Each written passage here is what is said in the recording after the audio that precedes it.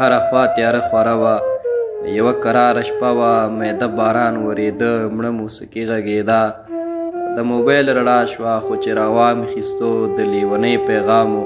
پکې ویلي وو چې زما سلامونه واخله، هیله ده ته به ښه یې. لږه ورو ورو غږېده، څه په ګیلو غږېده، ویلي پوهېږې که نه ته ماته څومره ګران یې، ته مې د زړه درمان یې. څو اخترونه تېر شو، بلها کلونه تېر شو، چې له تا لرې یمه، له دنیا لرې یمه.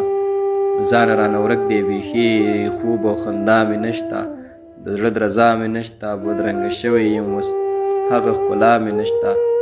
تورې تورې زلفې اوس له ګردو ډکې دي، زړه المارۍ مې ټولې ستا له عکسو ډکې دي.